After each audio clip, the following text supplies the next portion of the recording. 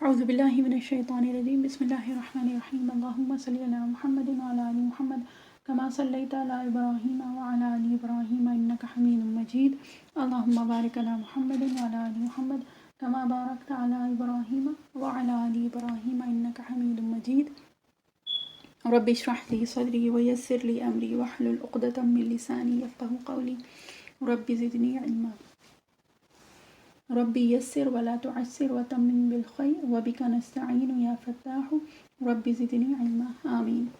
آج انشاءاللہ سورہ انشقاق شروع ہوگی، سورہ انشقاق کی تفسیر بیسیکلی۔ اس سے پہلے ہم لوگوں نے دیکھیے سورہ مطففین ہوئی ہے، اور اس سے پہلے سورہ انفطار اور سورہ تکویر۔ تو ان چاروں صورتوں کی مشابہت بہت ہے۔ بہرحال انشاءاللہ ربط کی تو بات ہوگی سورہ انشقاق میں، تو اس وقت یہ بات ہو جائے گی۔ سورہ انشقاق مکی سورہ ہے، ٹھیک ہے، اور وَهِيَ خَمْسٌ وَعِشْرُونَ آیَةً، ٹھیک ہے، اور اس میں جو ہے 25 آیات ہیں۔ اب ربط جو ہے یہ اس سے پہلے ہماری تھی سورہ مطففین، اور اس سے پہلے جو سورہ ہم نے پڑھی تھی وہ تھی سورہ انفطار، ہے نا۔ اور یہ تو پہلے کافی تفصیل سے بات ہو چکی ہے کہ سورہ تکویر، سورہ انفطار، سورہ مطففین اور سورہ انشقاق، ان سب میں مناسبت ہے اور مشابہت بھی ہے۔ جس طرح سے آیات آئی ہیں وہ بھی، مطلب یہ کہ ظاہری مشابہت بھی ہے، اور اس کے علاوہ جو مفہوم ہے، یعنی جس تھیم، جس سبجیکٹ کی بات کی گئی ہے اس کی بھی مشابہت ہے ان چاروں میں۔ اب اس کے علاوہ سورہ انشقاق اور سورہ انفطار میں زیادہ ظاہری مشابہت نظر آتی ہیں۔ جیسے کہ ہم لوگوں نے پڑھا ہے کہ سورہ انفطار میں شروع میں جو شروع ہوئی ہے وہ اذا سے شروع ہوئی ہے، ٹھیک ہے، اور اس کے بعد پھر بیچ میں آیا یا ایھا الانسان، اس میں آیا ہے ما غرک بربک الکریم، اور یہاں پہ آیا ہے انک کادح الی ربک کدحا فملاقیہ۔ تو بہرحال یہ مشابہت بھی ہے۔ پھر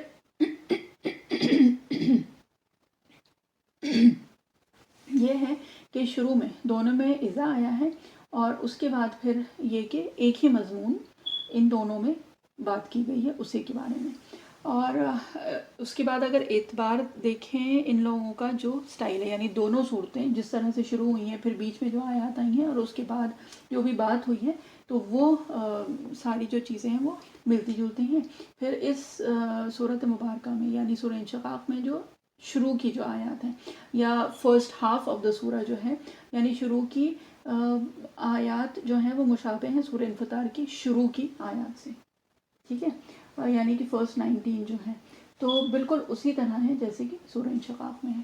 اور پھر سورہ انفطار میں تو اس کا جواب آیا ہے، وہ شروع کی جو آیات ہے نا اذا سے شروع ہونے والی، اور وہ ساری چیزیں ہیں، اور اس کے بعد اس کا جواب آیا ہے علمت نفس ما قدمت و اخرت، ٹھیک ہے، اور پھر اس کے بعد پھر ابرار اور فجار اور ان سب کا ذکر آیا ہے۔ یہاں پہ جو بات ہوئی ہے وہ انہی کی بات ہوئی ہے، لیکن یہاں پہ تھوڑی اس کی تفصیل بتائی گئی ہے، ٹھیک ہے۔ اور اس کے بعد اگر سورہ تکویر میں دیکھیں تو کیا ہے کہ جس طرح سے واللیل اذا عسعس، اس طرح وہ ساری جو بات آئی تھی نا، تو وہاں پہ جو چیز آئی ہے یہاں پہ اس کا مرر امیج آیا ہے، یعنی اس کا جس کو کہتے ہیں کہ عکس، ٹھیک ہے، جو ریسیپروکل ہے، یہاں پہ اس طرح سے آیا ہے۔ وہاں پہ جس کو کہتے ہیں کہ تاروں کے چھپ جانے کی اور رات کے ختم ہونے کی بات ہو رہی تھی، ٹھیک ہے، اور سورہ انشقاق میں جو ہے وہ دن کے ختم ہونے اور رات کے شروع ہونے کی بات آئے گی، وہ اگلے جس کو کہتے ہیں کہ نیکسٹ ہاف جو ہے اس میں آئے گی، جب بات شروع ہوگی نا فلا اقسم بالشفق واللیل وما وسق، ٹھیک ہے، کہ دن کا اجالا ختم، اور اب کیا ہے، اب اس کی جو کچھ بچی کچی چیزیں ہیں وہ رہ گئی ہیں، اور اس کے بعد کیا ہے کہ جو شام کی سرخی ہے اور وہ سب رہ گئی ہے، اور پھر دن کا خاتمہ ہے، اور پھر رات جب اپنے آپ میں سب کچھ چھپا لیتی ہے، واللیل وما وسق، ٹھیک ہے۔ تو اس طرح سے دونوں جو ہیں وہ ایک دوسرے کی جس کو کہتے ہیں نا عکسی نسبت ہے ان دونوں کی۔ اور اس کے بعد پھر اور بھی بہت ساری مشابہت ہیں۔ بہرحال ربط جو ہے وہ اس میں اتنا بھی کافی ہوگا کہ سورہ انشقاق میں اور یہ ساری جو چیزیں ہیں، یعنی سورہ تکویر، انفطار، یہ سب جو ہے ان کی جو شروعات ہے وہ ایک ہی طرح سے ہوئی ہے نا. اور یہ کہ جو تھیم جو سبجیکٹ ہے وہ بھی ہے.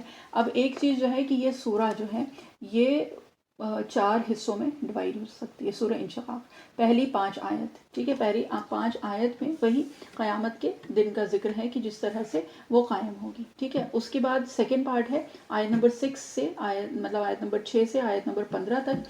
کیا ہے کہ جو ہم لوگوں کی ابھی کی زندگی ہے اس کے بارے میں بتایا گیا ہے، ٹھیک ہے. انک کادحن، کہ ہم ابھی مشقتوں میں پڑے ہوئے ہیں، اور اس طرح سے انسان کے بارے میں بتایا گیا ہے. پھر آیت نمبر 16 یعنی آیت نمبر 16 سے 21 میں کیا ہے کہ اللہ تعالیٰ نے ہم لوگوں کا جو ذہن ہے وہ یہ کہ اہمیت بتائی ہے، یا ہم لوگوں سے یہ کہا ہے کہ جو آس پاس کے اپنے جو چیزیں ہیں، یعنی اللہ تعالیٰ نے جو دی ہیں، مطلب الابلی، اونٹ کو دیکھو، آسمان کو دیکھو، پہاڑوں کو دیکھو، زمین کو دیکھو، تو اس پہ اللہ تعالیٰ نے جس کو کہتے ہیں کہ ہماری توجہ دلائی ہے کہ ان چیزوں پہ دھیان دو اور دیکھو کہ اللہ تعالیٰ نے یہ سب کس طرح سے کیا ہے، ٹھیک ہے. اور اس کے بعد کیا ہے کہ آخر میں یہ ساری چیزیں بتا کے پھر کیا ہے، انذار ہے، یعنی کہ ایک وارننگ جو کہا جاتا ہے وہ ہے کہ اللہ تعالیٰ نے یہ ساری دلائل دے دیے، یہ ساری چیزیں بتا دی، یہ سب کچھ بتا دیا، اور اس کے بعد کیا کہا ہے، جو بتانے کی چیز ہے وہی کہ تم اس دن سے ڈرو، اس سے ملنے سے ڈرو، اپنے رب کے حکم کو مانو. بیسکلی یہ بات ہے، ٹھیک ہے. اب یہ کہ اگر اب یہ سورہ جب شروع ہوتی ہے تو کیا ہے، اعوذ باللہ من الشیطان الرجیم، بسم اللہ الرحمن الرحیم، اذا السماء شقت، ٹھیک ہے، جب آسمان پھٹ جائے گا. اب اگر یاد ہوگا تو اس سے پہلے بھی بات ہوئی ہے نا، اذا اذا اذا، اور اس سے پہلے جب ہوئی ہے تو اس میں کیا تھا، اس میں تھا سورہ انفطار میں انفطرہ، ٹھیک ہے. اور انفطرہ کیا تھا، انفطار میں سورہ انفطار میں ہم نے پڑھا تھا، تو انفطرہ ہوتا ہے بیسکلی پھٹ جانا ہی، لیکن جب کوئی چیز لمبائی میں، جس کو کہتے ہیں نا چیر دی جاتی ہے، چر جاتی ہے، اس کو انفطرہ کہا جاتا ہے. اور انشقہ، ٹھیک ہے، انشقت، یہ جو ہے نا اذا السماء انشقت، یہ جو ہے یہ کہا جاتا ہے وہ والا پھٹنا جو کہ پوری طرح سے جو کوئی چیز اگر پھٹ جائے اس کو کہا جاتا ہے، جیسے شق القمر، شق ہو جانا، ٹھیک ہے. اب دیکھیں قرآن شریف میں الگ الگ الفاظ استعمال ہوئے ہیں آسمان کے پھٹنے کے لیے. فرجت ہے، ٹھیک ہے. پھر ایک یاد ہے سورہ نبا میں ہم نے کیا تھا فتحت السماء، ہے نا، کہ وہ جو ہے آسمان وہ کھول دیا جائے گا، فکانت ابوابا، جیسے، اور پھر اس کو کیا کہا تھا کہ جیسے دروازے ہی دروازے، یعنی دروازے ہی سے تشبیہ دے دی گئی تھی آسمان کو. پھر ایک اور ہے اس میں آیا ہے سماء کشطت، ٹھیک ہے، کہ کشطت کشطا، یہ بھی ہم لوگ کر چکے ہیں. اور اس کا کیا مطلب ہے، اس کا مطلب ہے کہ اس کی کھال اتار دی جائے گی، ٹھیک ہے. اور پھر آیا ہے فطرت جو سورہ انفطار میں آیا ہے، اور یہاں پہ کیا آیا ہے شقت، ٹھیک ہے. اور یہ کہ اس سے پہلے یہ فرجت، فتحت، کشطت اور فطرت، یہ ساری وہ چیزیں ہیں جو کہ کسی حد تک ریورسبل چینجز ہیں، ٹھیک ہے. لیکن جب ان شقاق ہو جاتا ہے، یعنی کہ پوری طرح سے جب وہ پھٹ جاتی ہے کوئی چیز، تو پھر اب وہ ریپیئربل یا ریورسبل نہیں ہوتا ہے، اب اس کا کچھ نہیں کیا جا سکتا، ٹھیک ہے. تو اس لفظ سے، یعنی اس شروعات سے ہی، سورہ کی شروعات سے کیا پتہ چلتا ہے کہ یہ اب اپنی فائنل جو پوائنٹ ہے نا اس پہ پہنچ گیا، یعنی اب یہاں سے کچھ اور نہیں ہو سکتا ہے کہ ہاں بھئی چلو یہ واپس ہو جائے یا یہ دوبارہ سے ٹھیک ہو جائے. اب یہاں سے جس کو کہتے ہیں نا کہ irreversible چیز ہو گئی ہے، اب یہاں سے کوئی واپس جانے کا راستہ یا گنجائش نہیں بچی ہے، ٹھیک ہے. تو بیسکلی یہ سورہ جو ہے اس کی شروعات ہی سے یہ پتہ چلتا ہے کہ اب وہ سٹیج پہنچ گئی ہے کہ وہاں سے اب کوئی واپسی کے امکانات یا کوئی تصور باقی نہیں رہ گیا ہے، ٹھیک ہے. جب کہ آسمان پھٹ جائے گا، ٹھیک ہے، آسمان کا شق ہو جانا یعنی ٹکڑا ہو جانا، ٹھیک. اور یہ کہ یہ جو ہے یہ مفہوم الگ الگ جگہ پہ، یعنی قرآن شریف میں الگ الگ جگہ پہ آیا ہے. سورہ فرقان میں بھی آیا ہے وَيَوْمَ تَشَقَّقُ السَّمَاءُ، ٹھیک ہے، کہ وہ دن جس دن آسمان شق ہو جائے گا، یعنی پھٹ جائے گا، ٹکڑا ہو جائے گا، ٹھیک ہے. اور اس کے بعد سورہ رحمان میں آیا نا کَالدِّہَانِ فَبِأَيِّ آلَاءِ رَبِّكُمَا تُكَذِّبَانِ، تو وہاں پہ بھی کیا ہے، آسمان کے بارے میں ہی آیا ہے. پھر سورہ حاقہ میں بھی آیا ہے. بہرحال بات یہ ہے کہ قیامت کی جو واقعات ہیں نا، تو اس میں سے آسمان کا پھٹ جانا ایک اہم واقعہ ہے نا. اور اسی وجہ سے دیکھیے قرآن شریف میں بہت جگہ اللہ تعالیٰ نے الگ الگ الفاظ میں، اور اگر ہم لوگ صرف اسی جز امہ میں ہی دیکھیں تو 4 بار، تو کم سے کم 4 صورتوں میں تو بہت واضح طور پہ اس کی بات ہو ہی گئی ہے نا. تو بات یہ ہے کہ یہ اتنا اہم واقعہ ہے کہ یہ اللہ تعالیٰ نے بار بار ذکر کیا ہے، اور صرف جز امہ میں نہیں، سورہ فرقان ہے، سورہ حاقہ ہے، سورہ رحمان ہے، اور یہ کہ الگ الگ جگہ سورہ نبا ہم لوگوں نے پڑھ لی، سورہ تکویر، سورہ انفطار، سورہ اور یہاں پہ سورہ انشقاق میں ہے نا.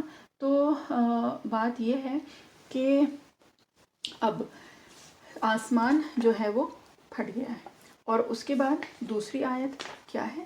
دوسری آیت وَأَذِنَتْ لِرَبِّهَا وَحُقَّتْ، اور اپنے رب کا حکم سن لے گا، اور اس کو یہی زیبا ہے. ٹھیک ہے، یعنی یہ آسمان کے لیے کہا جا رہا ہے کہ کیا ہے کہ وہ اپنے رب کا حکم سن لے گا. ٹھیک ہے، وَحُقَّتْ، اور اس کو یہی زیبا ہے، یعنی اس کے لیے یہی بہترین چیز تھی، اس کا مقام ہی یہی تھا کہ یہ اپنے رب کی بات سن لے. اب یہاں پہ تھوڑا سا جس کو کہتے ہیں کہ تفصیل کی ضرورت ہے. ٹھیک، اب اذنت جو ہے نا، اذنت یہ جو لفظ ہے آتا ہے، ایک تو جیسے اذن، جیسے باذن اللہ ہم کہتے ہیں نا، تو وہ کیا ہے؟ بائی دا ول، پرمیشن جس کو کہا جاتا ہے، اجازت. ٹھیک، تو ایک تو ہوتا ہے اجازت اس کا مطلب، اور ایک آتا ہے اذین یأذن. ٹھیک ہے، اذین یأذن، اور ایک ہے اذین یأذن. اب ان دونوں میں صرف ایک زبر اور زیر کا ہی فرق ہے، اور ایک کا مطلب ہوتا ہے اجازت، اور دوسرا جو ہوتا ہے اس کا مطلب ہوتا ہے کہ جب کوئی کان لگا کے بہت دھیان سے کوئی بات سنے نا، اس کو بھی اذینہ کہا جاتا ہے. ٹھیک ہے، اور اگر یاد ہو تو سورہ نبا میں ہم لوگوں نے کیا تھا نا ایک آیت، اذن لہ الرحمن وقال صوابا، تو وہاں پہ اذینہ کا مطلب کیا تھا؟ وہاں پہ تھا اجازت. ٹھیک ہے، کہ جس کو اجازت دے الرحمن، یعنی اللہ سبحانہ و تعالیٰ. ٹھیک ہے، تو اب کیا ہے؟ اذنت لربہا، کہ اس نے سن لیا ہے اپنے رب کے حکم کو. ٹھیک ہے، اور مان لیا ہے.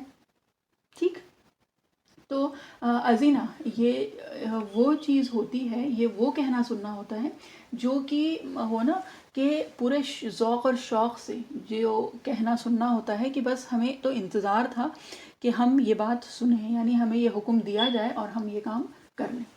ٹھیک ہے، تو بات یہ ہے کہ یہاں پہ اگر بات دیکھیں تو کس کی بات ہو رہی تھی؟ آسمان کی بات ہو رہی تھی، اور آسمان جو ہے وہ ذوی العقول تو نہیں ہے، یعنی عقل اور سمجھ تو نہیں رکھتا ہے، لیکن اس کے باوجود اللہ تعالیٰ نے کیا کہا کہ اس نے اپنے رب کا حکم سن لیا.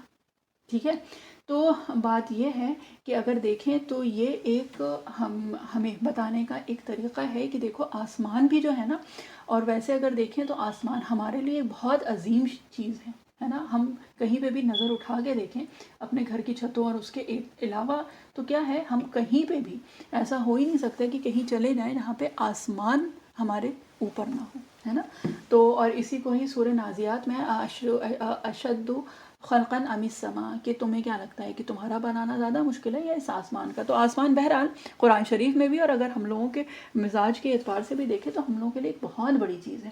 تو یہاں پہ یہ بات بتائی جا رہی ہے کہ آسمان بھی کیا ہے کہ وہ پھٹ گیا، وہ چر گیا، وہ جس کو کہتے ہیں نا کہ شق ہو گیا. کس لیے؟ کہ اس نے اپنے رب کا حکم سنا. ٹھیک ہے نا، اور اس کو یہی زیبا تھا، یعنی کہ اس کی بات، اس کا مطلب ایک اور یہ ہے کہ اس کے لیے لائق یہی تھا، یعنی کہ اس کا جو انجام تھا، اس کا جو مقام تھا، وہ تھا ہی یہی کہ اس کو پھٹ جانا ہے. ٹھیک ہے، اور یا پھر یہ کہ وہ اسی انتظار میں تھا کہ وہ اپنے رب کا حکم سنے، یعنی اس حکم کو وہ سنے اور وہ پھٹ کے ختم ہو جائے. ٹھیک، اور یہ کہ اس کا جو مقام تھا، یہی جس کو کہا جاتا ہے نا کہ یہی وجہ تھی کہ وہ موجود تھا، اسی وجہ سے وہ جس کو کہتے ہیں کہ اپنی جگہ پہ موجود تھا، کیونکہ اس کو پھٹ جانا تھا. مطلب یہی اس کا ڈیسٹینیشن تھا، یہ اس کا کنکلوژن جو تھا وہ یہی تھا کہ آسمان کو پھٹ جانا ہے. یعنی جتنے بھی سٹیجز سے یہ گزرا، جو کچھ بھی رہا دنیا میں، جتنے دن جتنے سالوں جو بھی تھا، لیکن فائنلی اس کا مقام جو تھا وہ تھا ہی یہی کہ اس کو پھٹ جانا تھا. ٹھیک ہے. جیسا کہ گویا کہ اللہ تعالیٰ نے آسمان کو بنایا ہی اس لمحے کے لیے، اس وقت کے لیے تھا کہ یہ پھٹ جائے، اور آسمان اسی انتظار میں تھا کہ وہ اس کے رب کا حکم آئے اور وہ اپنے رب کے حکم کو سن لے. ٹھیک ہے. تو بہرحال یہ جو ہے حقت جو ہے یہ مجہول ہے. ٹھیک ہے. اور یہ کہ اس کا مطلب یہ ہے کہ اس کو یہ کرنا ہی تھا. ٹھیک. یعنی کہ اس کے پاس اور کوئی چارہ تھا ہی نہیں، اور کوئی اس کے پاس آپشن نہیں تھا، اس کو یہ کرنا ہی تھا. ٹھیک ہے. اور کیا ہے کہ اس کے پاس ایک آپشن بچا ہی یہی ہے کہ اس کو اپنے رب کا حکم ماننا ہے، اس کو اپنے رب کی اطاعت کرنی ہے. ٹھیک ہے. اور حضرت ابن عباس رضی اللہ عنہ نے کے مطابق، یعنی تفسیر جو انہوں نے کی ہے اس آیت کی، تو انہوں نے کیا فرمایا ہے کہ یہ اللہ سبحانہ و تعالیٰ کا حق ہے کہ یہ جو آسمان ہے نا، یہ اللہ سبحانہ و تعالیٰ کا حکم مانے. ٹھیک ہے. اب اگر دیکھیں تو ہم اپنے اوپر لے لیں اس کو، اور یہ قرآن شریف میں کتنی جگہ اللہ تعالیٰ نے یہی مفہوم بیان کیا ہے کہ جتنی بھی مخلوقات ہیں نا وہ اللہ تعالیٰ کے حکم کو مانتی ہیں. ٹھیک ہے. اور یہ ہے کہ اگر کوئی نہیں مانتا ہے، یا وہ جو چوائس دی گئی ہے تو وہ صرف انسان کو، یعنی جنات اور انسان کو وہ چوائس دی گئی ہے کہ ہم اللہ تعالیٰ کا حکم مانیں یا پھر نہ مانیں. ٹھیک ہے. یہ سورہ کہف میں بھی آیا ہے کہ فَلْيَكْفُرْ يُؤْمِنْ وَلَا يَكْفُرْ. اور ابھی دیکھیں وہ آیت تو خیر اس ذہن میں آئی نہیں رہی ہے. بہرحال یہ سورہ کہف میں بھی آیا، اور الگ الگ جگہ اللہ تعالیٰ نے یہ بتایا ہے کہ انسان کے لیے اللہ تعالیٰ نے ایک یہ چوائس چھوڑ دی تھی، نہیں تو اس کے علاوہ جتنی بھی مخلوقات ہیں وہ اللہ تعالیٰ کی تسبیح اور حمد و ثنا بیان کرتی ہیں، اور یہ کہ اللہ تعالیٰ کا حکم مانتی ہیں، چاہے وہ سورج ہو، چاہے وہ آسمان ہو، چاہے وہ زمین ہو. تو ویسے اگر دیکھیں تو یہ ساری جو چیزیں ہیں نا، سورہ حشر ہے، سورہ حدید ہے، سورہ صف ہے، سورہ جمعہ ہے، سورہ تغابن ہے، ان سب میں یہ مفہوم آیا ہے. ٹھیک ہے. اور کیا ہے وَلَا يَفْقَهُونَ تَسْبِيحَهُ، اور بس یہ ہے کہ تمہیں ان کی جو تسبیح ہے، یعنی کہ جو ان کا جو حمد و ثنا بیان کرنا ہے، یا وہ جس طرح سے اللہ تعالیٰ کے حکم بردار ہوتے ہیں وہ تم کو سمجھ میں نہیں آتا ہے، لیکن یہ ہے کہ یہ سب کے سب اللہ تعالیٰ کا حکم مانتے ہیں. اور ایک بات آئی ہے نا کہ اللہ تعالیٰ نے کون سی سورہ ہے اس میں ہے نا کہ طوعاً او کرہن، کہ جب اللہ تعالیٰ نے زمین اور آسمان کو کہا کہ تم طوعاً یا کرہن، چاہے خوشی سے چاہے ناخوشی سے، یہ کہ تم آ جاؤ، اور مطلب یہ کہ تم فرما بردار ہو جاؤ، تو انہوں نے کیا کیا کہ وہ خوشی کے ساتھ اللہ تعالیٰ کے حکم کو مانا انہوں نے. ٹھیک ہے. تو اذینت سے کیا پتہ چلا؟ اس سے پہلے یاد ہے نا سورہ انفطار میں یہ بات آئی تھی کل معتد اثیم، کہ انسان جو ہے وہ کیا تھا؟ ایک تو وہی کہ جو اپنی حد سے بڑھنے والا اور گناہ گار. ٹھیک ہے. اور اس کے برعکس دیکھیں تو آسمان اور ابھی آگے زمین کے لیے بھی آئے گا کیا ہے؟ اذینت، کہ یہ کیسے فرما بردار ہیں آسمان اور زمین، ہے نا. تو یہ جو ہے یہ ہماری جو جسارت ہے نا اس کو بھی بتا رہی ہے کہ آسمان اور زمین صرف ہم سوچ نہیں، یہ تو چیزیں دکھائی دیتی ہیں نا ہمیں اپنی آنکھوں سے، تو صرف اس کا تصور کر لیں کہ وہ بھی اللہ تعالیٰ کے طرح اللہ تعالیٰ کے حکم کو کس طرح مانتے ہیں کہ پھٹ کے شق ہو جانا. اور ابھی زمین کے لیے بھی آئے گی یہی چیز، ہے نا. اور ہماری جسارت اور ہماری ہمت جو ہے وہ کیا ہے، کہ ہمارا حوصلہ کیا ہے کہ ہم اپنے رب کی نافرمانی کرتے ہیں، نافرمانی سوچ بھی سکتے ہیں. تو یہ کتنی بڑی بات ہے نا. اور اس کے بعد کیا ہے؟ وَأَذِنَتْ لِرَبِّهَا وَحُقَّتْ، یہی بات آ رہی ہے نا.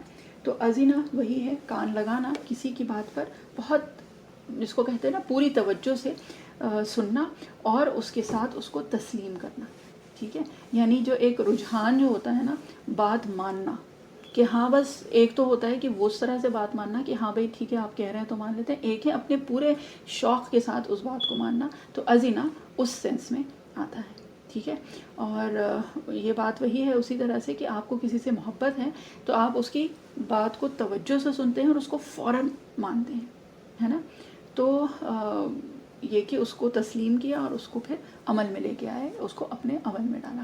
اور حقت کسی شے کا ثابت ہو جانا، ہے نا. یعنی کہ تحقیق، حق کا جو ہے وہ الگ الگ معنی میں آتا ہے. ایک تو یہ ہے کہ حق کا ہر وہ چیز جو کہ واقعتاً موجود ہے، ٹھیک ہے. یعنی کہ اس کے یہ جو حق ہے، حق یعنی کہ جو ہم کہتے ہیں نا کہ یہ حق ہے، یعنی کہ یہ صحیح چیز ہے، ثابت شدہ چیز ہے. پھر ایک حق کا معنی وہ ہوتا ہے کہ جو اخلاقاً واجب ہو، یعنی کہ کسی کا حق کسی کے اوپر ہے تو یہ کیا ہے، یہ وہ چیز ہے جو کہ واجب ہے. کسی کی چیز کسی کے اوپر واجب ہے تو یہ اس کا حق ہے، ٹھیک ہے. اور اس کے بعد ایک حق وہ ہوتا ہے جو اخلاقاً واجب ہو، اور ایک جو ہے جو کہ عقلاً واجب ہو، ٹھیک ہے. یعنی عقل تقاضا کرتی ہے کہ وہ چیز موجود ہو، یہ چیز ہونا چاہیے، ٹھیک ہے. اور پھر حق علیہ یعنی کہ اس پر کوئی چیز ثابت ہو گئی، اس کے ذمے کوئی چیز آ گئی. اور حق لہو یعنی کہ اس کے حق میں یہ چیز ثابت ہو گئی. تو بہرحال حق کا جو ہے یہ الگ الگ مفہوم سے، الگ الگ معنی کے اعتبار سے استعمال ہوتا ہے. اور یہاں پہ کیونکہ 2 بار آیا ہے تو یہی جس کو کہتے ہیں نا ہمارے لیے بھی بہترین موقع تھا کہ یہ بتائیں کہ حق جو ہے وہ کتنی الگ الگ طرح سے، ہا قاف قاف، ہاں اور قاف پہ شدہ، ٹھیک ہے، تشدید. تو یہ جو ہے یہ کتنے مفہوم میں استعمال ہوتا ہے.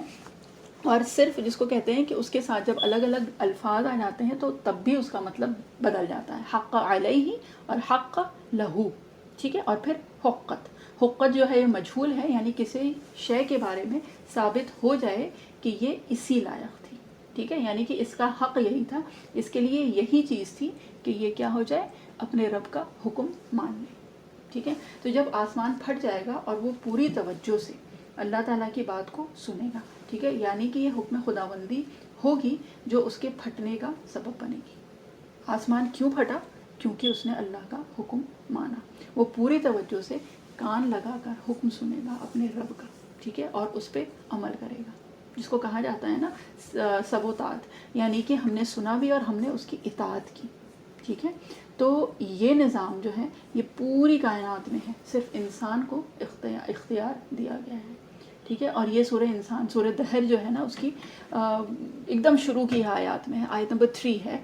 کیا ہے؟ اما شاکروں و اما شاکروں و اما کفورا. تو یہ انسان کے پاس ساتھ ہی ہے یہ چیز، یہ جو آپشن، یہ جو چوائس دی گئی ہے نا، یہ یعنی جنات اور انسان بیسیکلی، ٹھیک ہے. اور اس کے باوجود ہمارے وجود کا ایک بہت بڑا حصہ جو ہے نا وہ وہی ہے کہ جو اللہ تعالیٰ کا حکم مانتا ہے. مطلب 99% جو ہے ہمارا وہ ہے جو کہ اللہ تعالیٰ کے حکم ماننے میں، یعنی اللہ تعالیٰ کے حکم برداری میں بیسیکلی جکڑا ہوا ہے. فار ایگزامپل جو ہماری سانس ہے، ٹھیک ہے، ہمارے مطلب سانس کا آنا جانا ہے، ہمارا جو کھانا ہضم ہوتا ہے یا جو انٹسٹائنل موومنٹس ہوتی ہیں، یا پھر جو فوڈ پائپ ہے، جو ایسوفیگس ہے، اس کی جو موومنٹس ہوتی ہیں، تو یہ سب ہم سے پوچھ کے نہیں ہوتی ہیں. اور اگر پوچھ کے ہوں تو پھر تو کبھی ہم اجازت دیں، کبھی نہ دیں، کبھی بھول جائیں، کبھی کسی چیز میں مصروف ہو جائیں تو پھر تو کام ہی نہ چل پائے، ہے نا. اسی طرح سے جو دل کی دھڑکن ہے، اگر ویسے دیکھیں تو ہمارے بال کہاں اگ رہے ہیں، سر میں کتنے بال ہوں گے، کب جھڑیں گے، کتنے ہوں گے،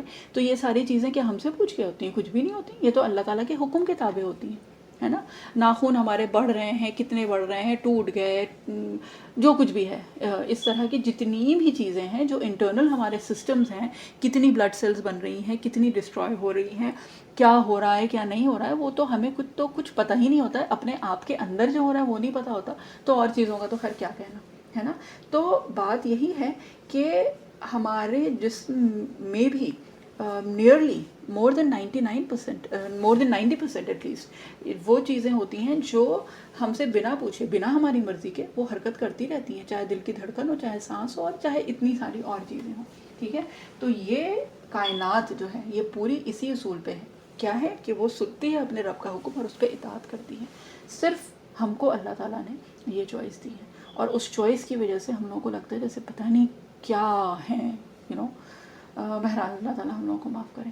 تو آسمان وہی جیسے جو بات ہوئی نا سب سے عظیم شے ہمیں لگتی ہے نا، لیکن اللہ تعالیٰ کے حکم کے آگے اس کی بھی کوئی حیثیت نہیں ہے. اس کا مقام یہی ہے کہ اس کو حکم ملے اور وہ اس کو مان لے. ٹھیک ہے. اور اس کے بعد کیا ہے, اس کے بعد کی جو آیت ہے وہ کیا آئی, اس کے بعد کی آیت آئی وَإِذَا الْأَرْضُ مُدَّتْ, اور جب زمین کھینچ دی جائے گی, ٹھیک ہے, جب زمین پھیلا دی جائے گی. مدت جو ہے اس کا دو مفہوم آتا ہے, ٹھیک ہے. ایک تو یہ ہے کہ امتداد زمانہ یعنی کہ مٹ جانا, ٹھیک ہے, یعنی کسی چیز کا ختم ہو جانا, ٹھیک ہے. اور وہ اس طرح سے سمجھنے کے لیے ہے کہ جیسے بہت زمانے کے بعد کوئی چیز کیا ہوتی ہے, خود بخود ختم ہو جاتی ہے, مٹ جاتی ہے نا, اس کا نام و نشان ختم ہو جاتا ہے. تو جب کہ زمین مٹا دی جائے گی, یعنی کہ اس کے جو پہاڑ ہیں, جو اس کی اونچائی اور نیچائی ہے, جو گہرائی ہے, یہ سب کے سب کیا ہوگا, ختم ہو جائے گی, ٹھیک ہے. یہ چٹیل میدان ہو جائے گا جیسے کہ کچھ تھا ہی نہیں, ٹھیک. اور سورہ طٰہٰ میں بھی آیت نمبر 106 میں بھی یہی بات اسی طرح سے کچھ بتائی گئی ہے, ٹھیک ہے. اور ایک جو دوسرا مفہوم ہے مدت کا, ٹھیک ہے, مدہ. یہ مد جو ہم اگر تجوید سے کوئی واقف ہیں تو مدہ ہم یوز کرتے ہیں نا, مد عارض ہے, مد لازم ہے, تو مد کیا ہوتا ہے, کھینچنے کو کہا جاتا ہے نا, اس پہ مد کرنا ہے یعنی اس پہ کھینچنا ہے. تو ایک جو معنی ہے مد کا وہ کھینچنا ہے, جیسے کہ یہ بھی بتانے کے لیے ہی ہے جیسے کہ چادر کوئی کھینچ دی جائے, ٹھیک ہے, جو کوئی چادر تان دی جائے تو کیا ہوتا ہے کہ اس کی جتنی بھی جو بھی سلوٹیں ہیں, جو بھی جیسے وہ کرش تھی یا وہ تھی, وہ سب کے سب بالکل برابر ہو جاتا ہے. کہیں سے وہ اٹھی ہوئی تھی, کہیں سے وہ نیچی تھی, کچھ اس طرح کا تھا نا, تو وہ جب کھنچ جاتی ہے تو اس کو پھیلا دیا جاتا ہے تو کیا ہوتا ہے کہ سب کا سب برابر ہو جاتا ہے, ٹھیک ہے. تو یہ ہے کہ جب زمین جو ہے وہ کھینچ دی جائے گی, ٹھیک ہے. اب ایک چیز جو یہاں پہ تھوڑی سی بتانے کی ہے کہ جب آسمان کی بات آئی تھی نا تو وہاں پہ فعل لازم تھا, ٹھیک ہے, اذا السماء شقت, ٹھیک ہے, واذا الارض مدت. اور جب زمین کی بات آئی تو کیا ہوا, اس میں جو فعل ہے وہ مجہول ہے, مدت فعل مجہول ہے, ٹھیک ہے, یعنی کہ زمین کو پھیلا دیا جائے گا, ٹھیک ہے, زمین کو پھیلا دیا جائے گا. اور آسمان پھٹ جائے گا, یعنی آسمان خود پھٹ جائے گا اور زمین کو پھیلا دیا جائے گا. اور اس کے بعد پھر کیا ہوا, مدہ, بات وہی ہے کہ مد جو ہے جب کسی کی لمبائی میں اس کی لمبائی کو کھینچ دیا جائے, ٹھیک ہے. اور اسی طرح سے سورہ فرقان یعنی سورہ نمبر 25 آیت سورہ فرقان جو ہے اس کی آیت نمبر 45 میں ہے کہ وہ ہے نا کہ تم نے دیکھا کیسے تمہارا رب جو ہے وہ مد الظل یعنی جو پرچھائی ہوتی ہے اس کو کیسے کھینچ دیتا ہے, یعنی لمبائی میں وہ پرچھائی جو ہے وہ کھنچتی ہے نا شام کو. تو وہاں پہ ذکر آیا ہے سورہ فرقان یعنی سورہ نمبر 25 آیت نمبر 45 کیفا مد الظل, ٹھیک. اور اس کے بعد بہرحال اس سلسلے میں ایک اور حدیث شریف بھی ہے, اس کو بھی جلدی سے اسی کے آیت کے ضمن میں کیونکہ آئی ہیں تو اس کو پڑھ دیتے ہیں, ٹھیک ہے. اور وہ کیا ہے کہ جو کہ بروز حشر زمین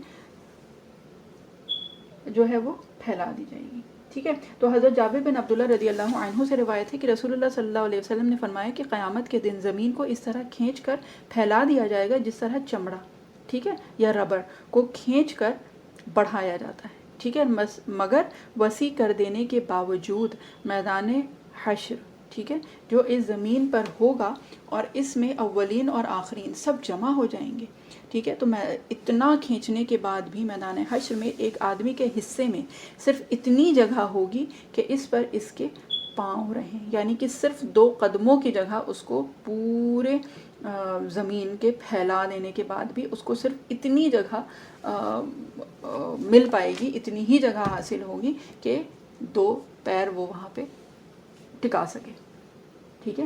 اور یہ حدیث شریف ہے. تو بہرحال ٹھیک ہے.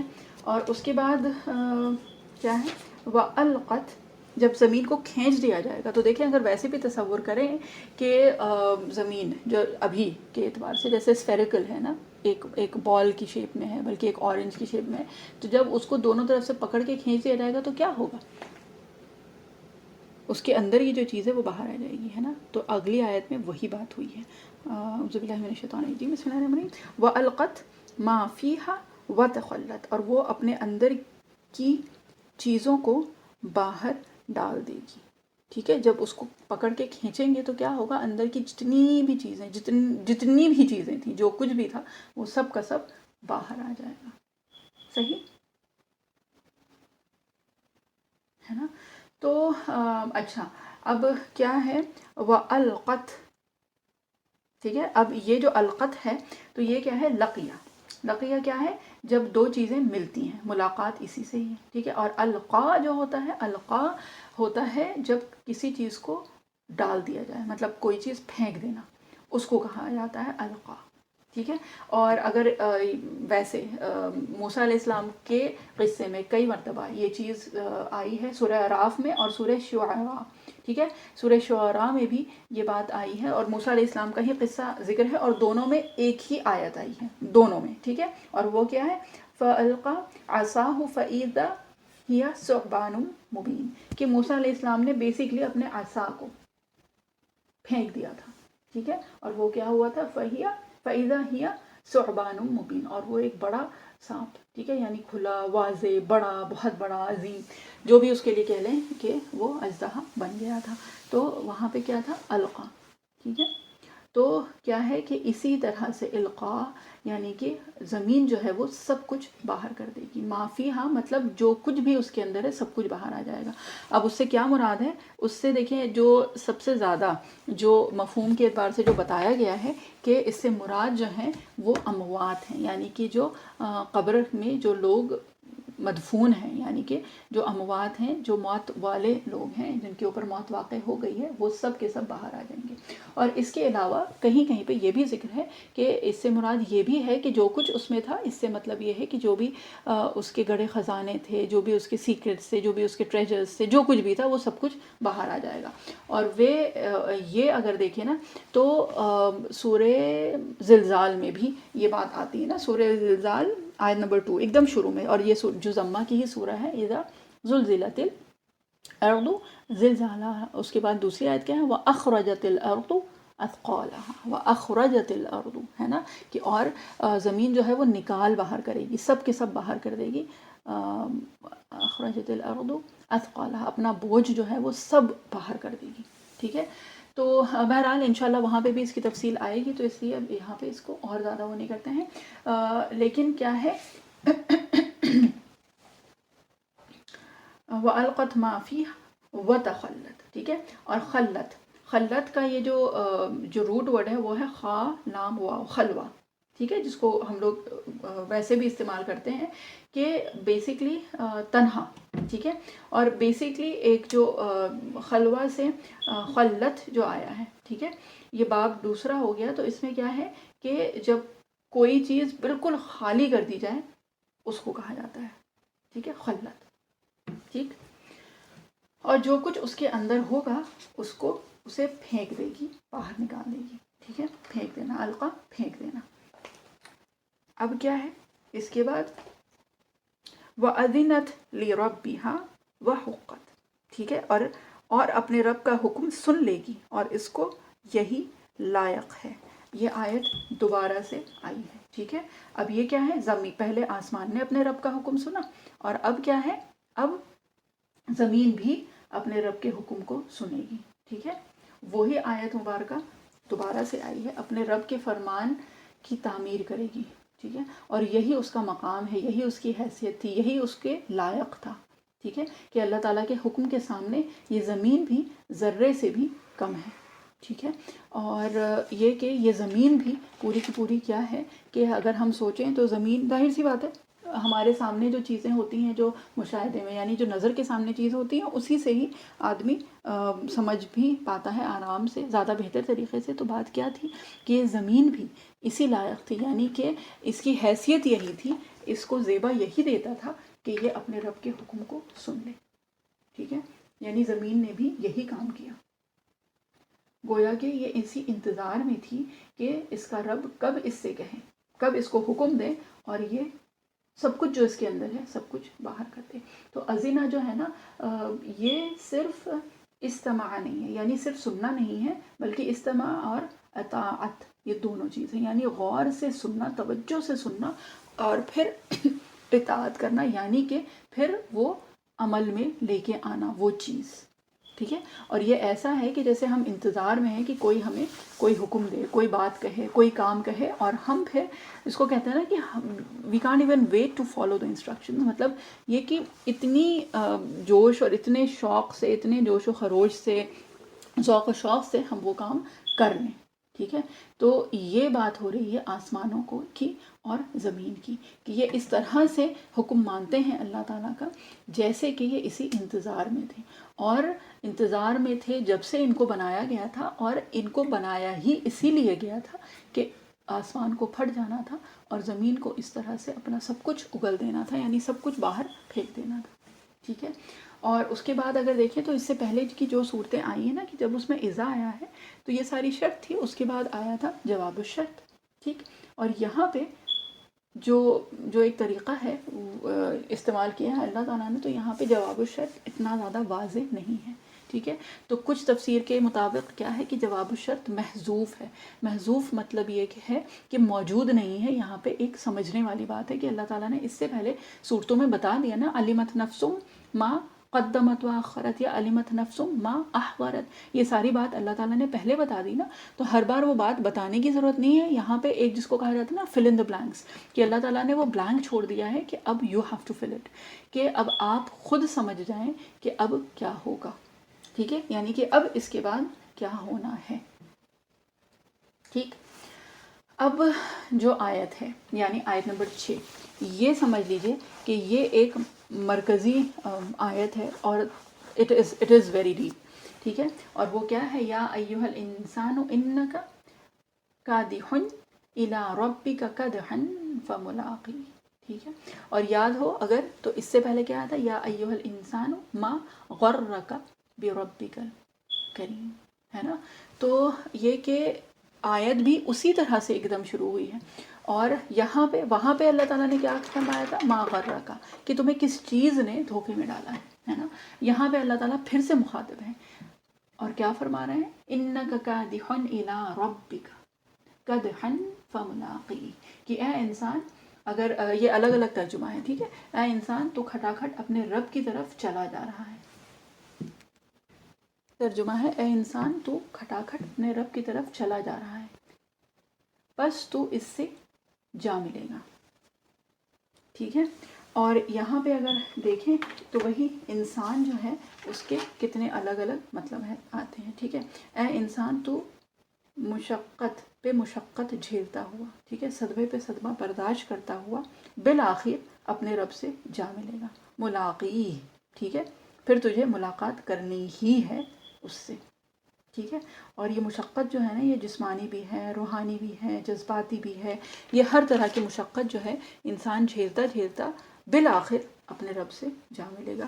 یا بہرحال ابھی اس کی تفسیر کرتے ہیں تو پھر دیکھتے ہیں کہ اس میں الگ الگ لوگوں کی الگ الگ رائے ہے کہ یہ اس کا مطلب کیا ہے، ٹھیک ہے. لیکن یہاں پہ اگر انسان دیکھیں تو کیا کہ انسان نسیہ سے تھا نا، اس کے الگ الگ وہ ہیں، ایک تو انس سے ہے یا پھر نسیہ سے ہے. نسیہ کا مطلب کیا ہوتا ہے، بھول جانا، کہ اے بھولنے والے، ٹھیک. اور وہ کس اعتبار سے، کہ تم بھول گئے تھے کہ تم کہاں سے آئے اور تمہیں جانا کہاں ہے، ٹھیک ہے. جبکہ اللہ تعالیٰ نے اس سے پہلے کیا بتایا آیت میں، آسمان اور زمین یہ نہیں بھولے تھے. آسمان اور زمین تو پورے وقت اسی انتظار میں تھے کہ ان کے رب کا حکم آئے، ہے نا. اور وہ انسان ہی ہے کہ اپنا، جس کو کہتے ہیں نا، اپنی تخلیق، اپنی وجہ تخلیق سب کچھ بھول کے بیٹھا ہوا ہے، پتہ نہیں کہاں مصروف ہیں ہم لوگ، ٹھیک ہے. تو یا ایھا الانسان، اے انسان، تو یہ نسیہ سے بھی ہو سکتا ہے نا. اور اگر یہ نسیہ سے ہے تو دیکھیں ایک ایک لفظ میں اللہ تعالیٰ نے جس کو کہتے ہیں نا مفہوم میں بھی وہ چیز ڈال دی ہے، ٹھیک ہے. کہ کیا ہے کہ انک کادح، اب قدح اگر دیکھیں تو قدح کا مطلب کیا ہے، قدح کا مطلب ہی ہے مشقت، ٹھیک ہے. اور مشقت اس چیز میں جس کو کہتے ہیں نا کہ جو بہت محنت والا کوئی کام ہوتا ہے اس کو قدح کہتے ہیں. اور اسی طرح سے اگر دیکھیں تو جز امہ کی ہی ایک اور سورہ ہے، سورہ بلد، ٹھیک ہے. سورہ بلد، اس میں ایک دم شروع کی ہی آیت ہے، لقد خلقنا الانسان فی کبد. اور کبد کیا ہے؟ کبد کا مطلب بھی مشقت، یعنی محنت، مشقت. اس کے لیے اور کیا لفظ، مطلب بہت زیادہ جو محنت ہوتی ہے نا اس کو کہا جاتا ہے قدح. ٹھیک ہے، اور کبد. ٹھیک. اور کبد جو ہے اس کا بھی کچھ یہی مفہوم ہے. اور ویسے اگر دیکھیں تو پریشانی جو ہوتی ہے نا وہ، ٹھیک ہے، جو رنج ہے، ایک بہت سارے مسائل ہیں، چاہے وہ روحانی ہو جسمانی ہو. ایک جسمانی جو ہوتی ہے اس کو مشقت کہتے ہیں، لیکن وہ ذہنی بھی تو ہوتی ہے نا، روحانی بھی تو ہوتی ہے، اخلاقی ہوتی ہے، جذباتی ہوتی ہے، ایموشنل چیلنجز ہوتے ہیں. یہ ساری چیزیں تو ہم لوگوں کی زندگی کے ساتھ لگی ہوئی ہیں، ہے نا. تو بات یہی ہے کہ یہ زندگی جو ہے نا یہ ہے ہی محنت اور مشقت. ٹھیک ہے. اور یہ اس طرح سے ہے کہ ایک لمبی سی جرنی ہے، مطلب سفر ہے. اور اس میں کیا ہے کہ جب بہت لمبا سفر ہوتا ہے تو کیا ہوتا ہے کہ بیچ بیچ میں بہت سارے اسٹاپ اوورز آتے ہیں، ہے نا. تو کئی بار کیا ہوتا ہے کہ وہ جو چھوٹے چھوٹے سے اسٹاپ اوورز ہیں تو اس کو اچیو کرنے کے چکر میں جو اصل جو ڈیسٹینیشن ہے، جو ہماری منزل ہے، جو گول ہے، جو ہدف ہے، وہ ہمارے ذہن سے نکلتا رہتا ہے. ٹھیک. اور جب اتنا لمبا وہ ہوتا ہے جس کو کہتے ہیں سفر ہوتا ہے، تو پھر کیا ہوتا ہے بیچ بیچ کے جو مائل سٹونز آتے ہیں نا کہ اچھا چلو ابھی اتنا ہو گیا ہے نا، اچھا چلو اب نیکسٹ وہاں پہ پہنچیں گے تو پھر یہ کریں گے، ہے نا. جیسے فار انسٹنس جب ہم لوگ سفر بھی کرتے ہیں کہ اچھا وہاں پہ رکیں گے تو وہاں نماز پڑھیں گے، وہاں رکیں گے تو ٹھیک ہے اس طرف جب پہنچیں گے نا تو ادھر پھر کھانا نکالا جائے گا. اس طرح سے چھوٹی چھوٹی سی چیزیں ہوتی ہیں. تو اس کے بعد پھر جب یہ کہ جب جو بیچ میں جو ایک جگہ ہوتی ہے وہاں پہ جب رک کے جب ہم نے نماز پڑھ لی، کھانا ہو گیا، تو لگتا ہے ہاں چلو یہ تو کام ہو گیا، اب نیکسٹ کیا ہے نا. تو اس چکر میں یہ جو چھوٹی چھوٹی سی جو اسٹاپ اوورز ہوتے ہیں، چھوٹے چھوٹے سے جو مرحلے ہوتے ہیں، ان کو اچیو کرنے کے اس میں جو اصل جو منزل ہے نا وہ ہمارے نظروں سے کیونکہ اوجھل ہے تو وہ ذہن سے بھی نکلنے لگتی ہے. اور ویسے اگر ہم اپنی زندگی کے اس سے لیں تو جیسے جب چھوٹے ہوتے تھے ہوتا ہے نا اللہ کب بڑے ہوں گے، کب اسکول جانا شروع کریں گے. پھر جب اسکول شروع ہوتا ہے تو لگتا ہے کہ اچھا کب اسکول ختم ہوگا، ان دا سینس آف چھٹی کب ہوگی. پھر اسی طرح سے اگر چھوٹے چھوٹے اس میں دیکھیں تو صبح ہوتی ہے، پھر لگتا ہے کہ اچھا آج یہ کام کرنے ہیں، وہ کام ہو جاتے ہیں تو لگتا ہے کہ کتنا بڑا اچیومنٹ ہو گیا. پھر یہ کہ رات ہوتی ہے تو پھر یہ ہوتا ہے کہ ہاں اس سے پہلے یہ کرنا ہے، چلو یہ ہو گیا تو چلو ایک دن ختم ہو گیا الحمدللہ. تو اگر دیکھیں تو مائنیوٹلی بھی ایک اب یہ کرنا ہے، پھر اس کے بعد کرنا ہے، پھر اس کے بعد کرنا ہے، پھر وہ کرتے کرتے. اور اگر تھوڑا سا براڈلی ایک انسان کی زندگی کو دیکھیں تو کم و بیش اسی طرح سے ہوتا ہے نا کہ بھائی بچپن ہے تو پھر اب اسکول کب جانا شروع ہوں گے، جب اسکول ہوتا ہے تو پھر لگتا ہے کہ اچھا بڑی کلاس میں کب آئیں گے، بڑی کلاس میں ہوتا ہے تو پھر کالج ہوتا ہے تو پھر اس کے بعد ہوتا ہے تو پھر ہوتا ہے بھائی جو بھی ہے اپنے جو بھی اگلے مراحل ہیں ان سب کے اوپر وہ ذہن جاتا رہتا ہے نا. اور بات یہ ہے کہ ہر جو مرحلہ ہوتا ہے نا تو اس وقت جو لگتا ہے کہ بس سب سے مشکل یہی چیز ہے، اور ایک ذہن ہوتا ہے جو لگا ہوتا ہے کہ اب اس کی نیکسٹ اسٹیج آئے گی نا تو وہ بہت اچھی ہوگی، ہے نا. اس کی نیکسٹ وہ ہوگی تو وہ اچھا ہوگا، اچھا اس کا نیکسٹ ہوگا تو وہ جب وہ ہو جائے گا تو لگے گا کہ ہاں کچھ اچیو کیا ہے زندگی میں. تو اس طرح سے ہی ہم لوگوں کی زندگی، اور یہ کم و بیش یہ سب کا یہی حال ہے. اور سورہ عصر میں پڑھیں گے تو واقعی وقت خود اس چیز کی گواہی دیتا ہے کہ اس طرح سے لوگ اپنے وقت کو بہرحال یہ کہ کوئی ضائع کر رہا ہے اس کو، کوئی اس کو یوٹیلائز کر رہا ہے، لیکن یہ کہ ایک سمجھ لیں ایک کنویئر بیلٹ جیسے ہوتی ہے نا تو اس پہ سب لوگ کھڑے ہوئے ہیں چاہتے ہوئے نہ چاہتے ہوئے، ہے نا. لیکن وقت جو ہے وہ سب کا گزر رہا ہے، وہ اچھی طریقے سے کچھ کا گزر رہا ہے اور کچھ کا جو ہے وہ برے طریقے سے، کچھ اس کے ذریعے سے اپنے لیے جنت بنا رہے ہیں اور کچھ اپنے لیے کچھ اور انتظام کر رہے ہیں، ہے نا. کچھ جو ہیں وہ اپنے لیے گناہ سمیٹ رہے ہیں اور کچھ جو ہیں وہ نیکیاں اپنے لیے سمیٹتے جا رہے ہیں. تو قدح بیسیکلی ہوتا ہے وہی جو ایک ہوتا ہے نا جد و جہد، یہ ساری چیزیں آتی ہیں قدح کے لیے. ٹھیک ہے.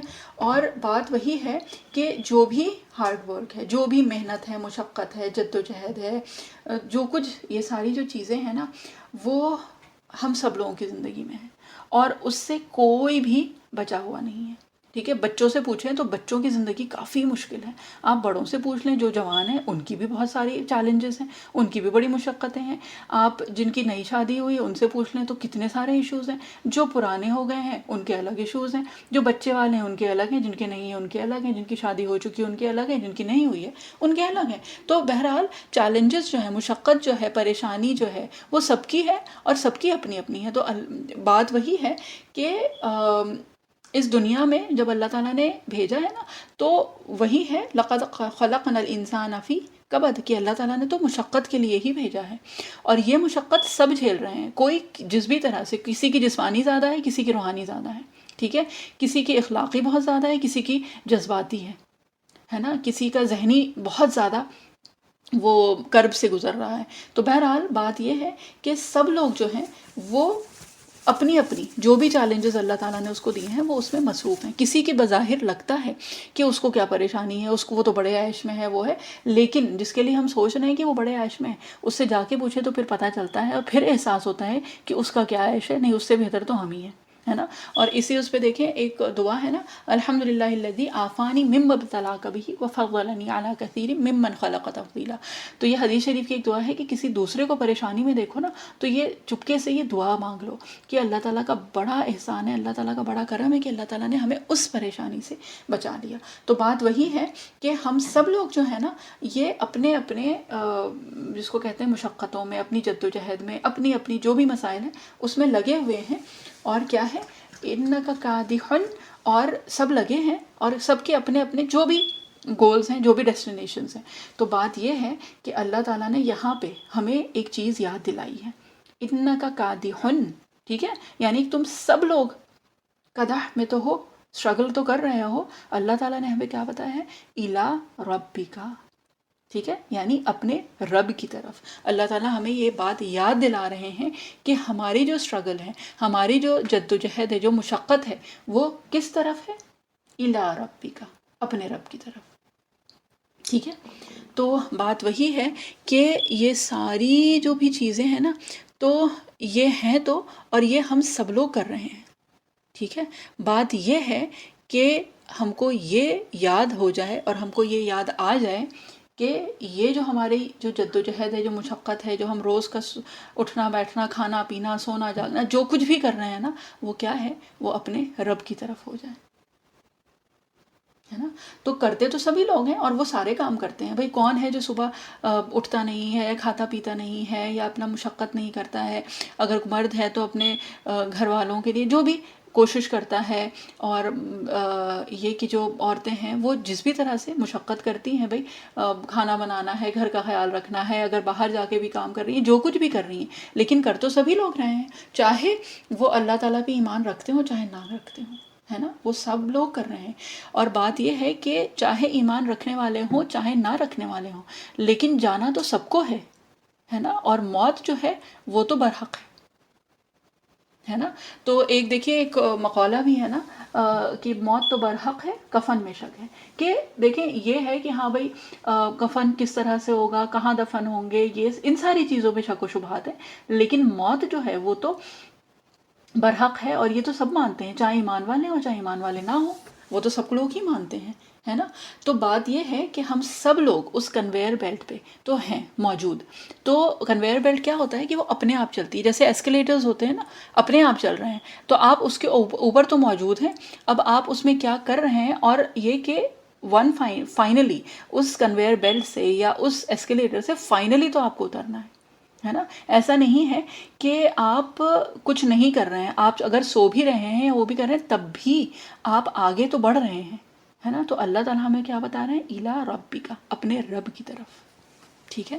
تو بات یہ ہے کہ ہم کانشیس ایک ایفرٹ کر لیں، ایک جس کو کہتے ہیں نا کہ اس نیت کے ساتھ وہ چیز کر لیں، چاہے وہ سونا ہو، چاہے وہ جاگنا ہو، کھانا پینا ہو، اپنے روزمرہ کے کام ہو، وہ سب کچھ. بات وہی ہے کہ جب ہم وہ مسنون دعاؤں سے کر لیتے ہیں اور وہ سب کچھ کر لیتے ہیں تو وہی چیز عبادت بن جاتی ہے.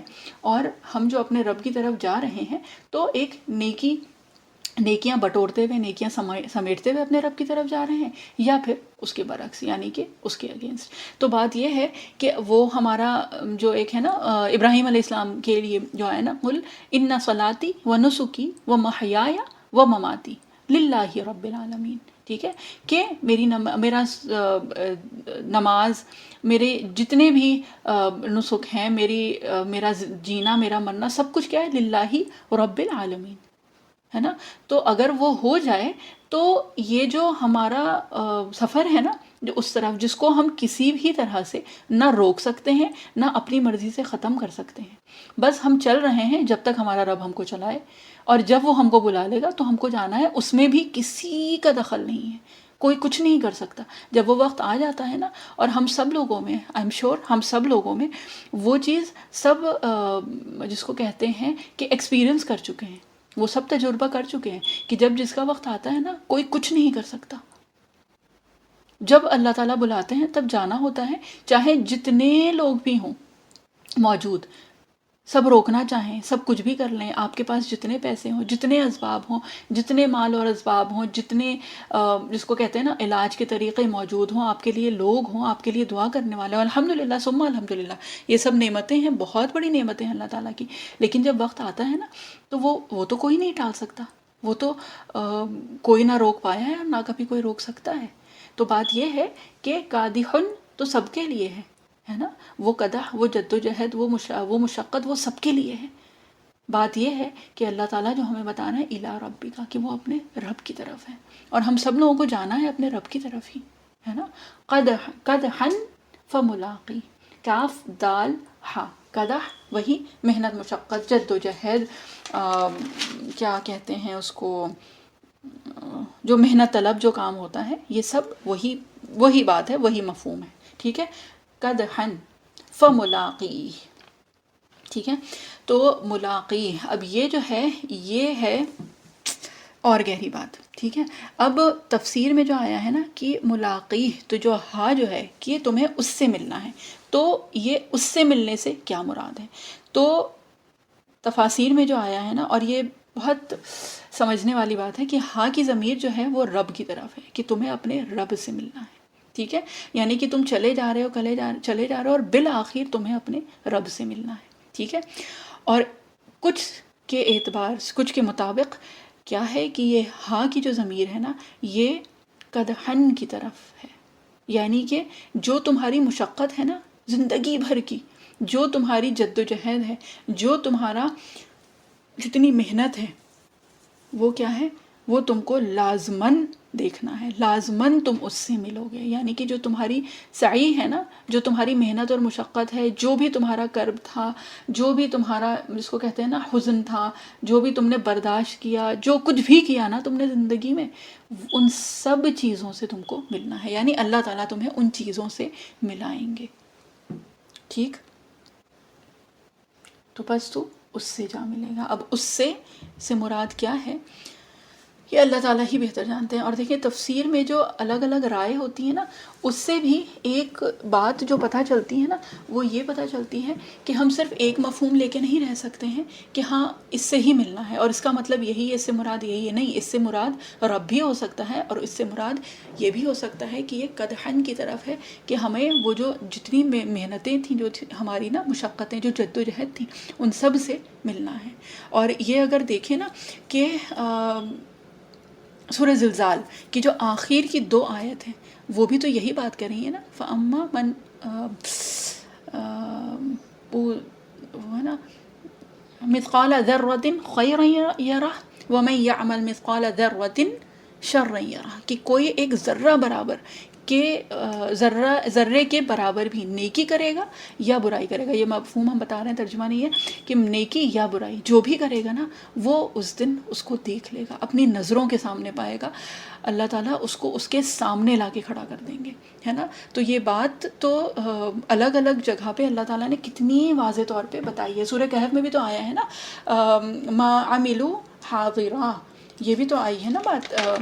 ووجدوا، ہاں ووجدوا ما عملوا حاضرہ کہ وہ اس دن پا لیں گے جو کچھ انہوں نے کیا تھا نا، اپنے اعمال کو، جو کچھ انہوں نے نیکی یا برائی جو کچھ بھی کی تھی نا، وہ سامنے، اپنے سامنے ظاہر ہوگی، یعنی کہ سامنے حاضر پائیں گے. حاضرہ، ہا اور جو صاد ضاد جو ہوتا ہے نا، جس کو اردو میں ضاد کہا جاتا ہے نا، حاضرہ اسی سے ہی ہے.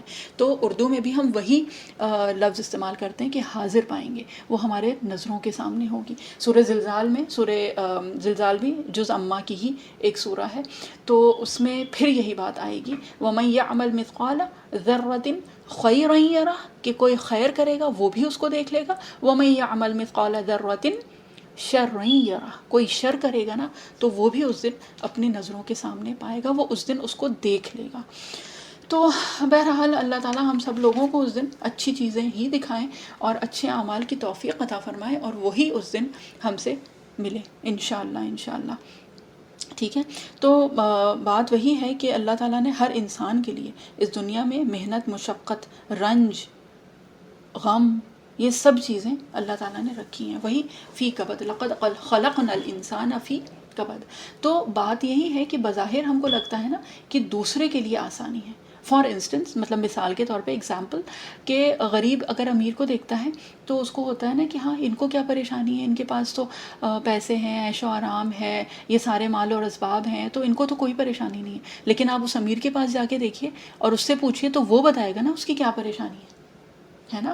کہ جو بھی ہے، مطلب پریشانی ٹھیک ہے بظاہر نہیں ہوتی ہے، لیکن یہ کہ ان کے اندر بھی تو کتنے کانفلکٹس ہوتے ہیں، رنج ہوتا ہے، ان کے مسائل ہوتے ہیں، ان کے تضاد ہوتے ہیں، ان کی جو ذہنی کوفت ہوتی ہے. اور ویسے اگر دیکھیں تو سوسائڈل جو ریٹس ہیں نا، تو جتنے زیادہ ویلدی اور جتنے نام اور شہرت والے اور وسائل والے لوگ ہیں، ان دا سینس آف پیسے، ہے نا، ایکسیپشنز آر دیر، لیکن موسٹلی دیکھیں جتنے بھی پاپولر لوگ ہوتے ہیں، خوبصورت ترین ہوتے ہیں، بڑے فالوورز ہوتے ہیں ان کے، جس پہ بھی یوٹیوب پہ یا ٹک ٹاک پہ یا انسٹاگرام، اور یہ جتنے بھی آپ لے لیں، تو جتنے زیادہ ٹاپ پہ ہوتے ہیں نا، اتنے زیادہ وہ مینٹل النس ہے یا جو بھی ذہنی مسئلے مسائل ہیں، وہ ٹو دا ایکسٹینٹ کہ سوسائڈل ریٹس بھی ان میں ہی سب سے زیادہ ہوتے ہیں. اور واقعی اگر دیکھیں تو جب سوسائڈ کا جس کا بھی نیوز میں آتا ہے وہ ہوتا ہے تو لگتا ہے کہ اللہ انہیں کیا پریشانی تھی.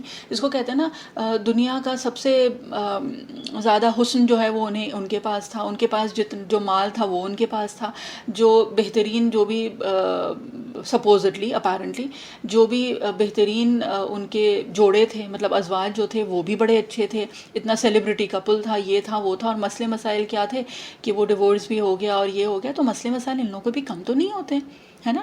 تو بظاہر لگتا ہے ہم کو کہ ہاں بھئی انہیں پریشانی نہیں، انہیں نہیں ہے، لیکن بات یہ ہے کہ اللہ تعالیٰ نے تو خود بتایا نا، لقد خلقنا الانسان فی کبد، کہ اللہ تعالیٰ نے تو بنایا ہی انسان کو مشقت میں ہے، یعنی کہ اس کو مشقت جھیلنی ہے. کسی کو جسمانی ہوتی ہے، کسی کو ذہنی ہوتی ہے، کسی کو روحانی ہوتی ہے، کسی کو جذباتی ہوتی ہے نا. تو مشقت تو ہر انسان جھیل رہا ہے. اور بات یہی ہے کہ اگر ویسے دیکھیں نا تو اللہ تعالیٰ خیر ہم سب لوگوں کو آزمائشوں سے بچائیں، لیکن کئی مرتبہ یہ بھی ہوتا ہے کہ وہ جو جسمانی محنت ہوتی ہے نا، کہ کام کرتے کرتے تھک گئے، وہ بھی بہت بڑی نعمت ہے. اس لیے کہ وہ جب ہوتی ہے نا تو اس کے بعد نیند آ جاتی ہے، سکون سے انسان رہتا ہے، کیونکہ اپنے جسمانی مشقتوں میں ہی اتنا جس کو کہتے ہیں نا کہ الجھا رہتا ہے کہ اس کو اور جو اور مسائل ہیں نا وہ نہیں ہوتا. وہ جو فراغت ہے نا، جو سب سے بڑی لعنت ہو جاتی ہے کبھی کبھی کہ آج کل تو سب سے بڑی لعنت ہی وہی ہے، وہ جو فراغت ہے کہ فارغ آپ وہ کر دیں تو وہی ہے empty mind is devil's work shop. تو یہ کہ شیطان پھر دیکھیں اس میں کیسے کیسے وسوسے ڈالتا ہے، کس طرح سے گمراہ کرتا ہے اور کیا کیا چیزیں کرواتا ہے پھر. تو بہرحال اور اسی اس پہ کہا جاتا ہے، مطلب ویسے بھی کہ دیکھیں فراغت جو ہے نا اس سے بچنا چاہیے، اور خاص طور پہ آج کل بچوں کو اس سے بچانے کی بہت زیادہ ضرورت ہے کہ فارغ نہ رہیں، کیپ دیم بزی. کیونکہ دیکھیں آپ انہیں مصروف نہیں رکھیں گے نا کسی چیز میں، مصروفیت خود ان کو ڈھونڈ لیتی ہے. ٹھیک ہے، یعنی کہ وہ خود کسی نہ کسی چیز میں مصروف ہوتے ہیں. اور آج کل دیکھ لیں ہم بچے کس میں سب سے زیادہ مصروف ہیں. تو بات یہ ہے کہ انہیں پازیٹیو بزینس دیجیے، پازیٹیو مصروفیات ان کو خود دے دیجیے، اتنا مصروف کریں کہ انہیں پھر سر اٹھانے کی فرصت نہ ملے پھر اور کسی چیز میں، جس کو کہتے ہیں نا اور کسی چیز کے لیے ان کے لیے وقت بچے نا. پازیٹیو مصروفیت دیجیے کہ بیٹا یہ کرنا ہے وہ کرنا ہے، اپنے ساتھ مصروف کریں اس سے پہلے کہ لوگ ان کو اور چیزوں میں مصروف کر دیں. بہرحال اللہ تعالیٰ ہم سب لوگوں کو پازیٹیو چیزوں میں، خیر کے کاموں میں مصروف کریں انشاءاللہ۔ اعوذ باللہ من الشیطان الرجیم، بسم اللہ الرحمن الرحیم۔ سبحان اللہ و بحمدہ، سبحانک اللہم و بحمدک، نشہد ان لا الہ الا انت، نستغفرک ونتوب الیک۔ سبحان ربک رب العزۃ عما یصفون وسلام علی المرسلین والحمد للہ رب العالمین برحمتک یا ارحم الراحمین۔ جزاک اللہ خیر۔ السلام علیکم ورحمۃ اللہ وبرکاتہ۔ آج دیکھیں آیت نمبر 6 تک ہوا ہے، انشاءاللہ تھرسڈے کو تو جو دعائیں اور جو بھی مسنون چیزیں ہیں اس کی بات ہوگی، اور پھر انشاءاللہ ٹیوزڈے کو سورہ انشقاق کنٹینیو کی جائے گی۔ السلام علیکم ورحمۃ اللہ وبرکاتہ۔